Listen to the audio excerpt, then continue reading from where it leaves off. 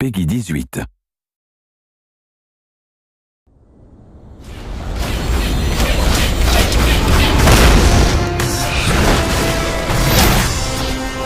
There's nothing better than encountering a monster and just having a hell of a time trying to kill it. And you finally triumph and you have that sense of accomplishment. You know, there may be 10 ways to defeat this enemy. One way is the best, and you figuring that out is what makes that exciting. I think one of the challenges in making a new fantasy world that's unknown to players is it needs to feel familiar without being just a clone of things that are done before. Get it? Yep. All right. We've sort of taken a very dark spin on some of the classic creatures you might expect to find in a fantasy game. As if we didn't have enough troubles. As an animator, we have some great creatures in the game that are super fun to hand key.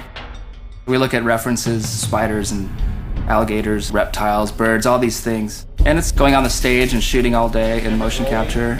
Action. The studio here is great to just fire it up. You can take an idea, motion capture it, process it, and put it in the game, on the same day.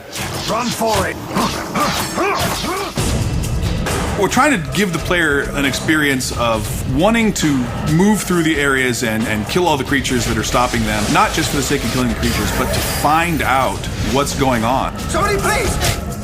Help me! We have a core creature, which is the Wargar. Their race is kind of what was underneath this town. And somehow they got perverted. Something happened.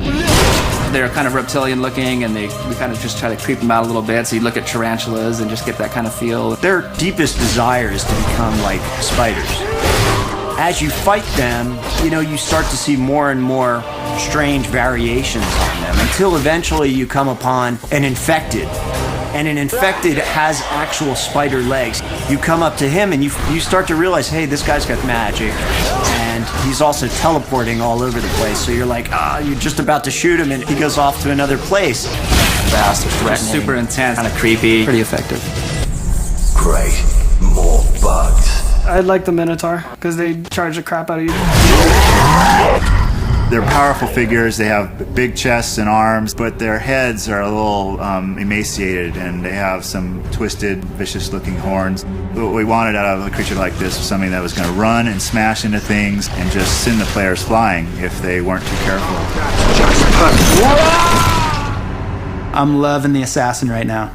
She's a very kind of sexy, quick character that takes on the guys and pops through different environments. Basically, her head is on a staff. And she also teleports, like the infected Wargar. What she does is she'll place this staff in the world, and you're like, what the hell's going on? Next thing you know, this staff is fighting you, and she's fighting you. A Nuven is the dark force behind whatever badness is happening throughout the land. But it's not clear at all what it is that he's really up to. And we reveal that to the player slowly throughout the course of the game, and ultimately you find out who he is, and what he's up to. Good for you.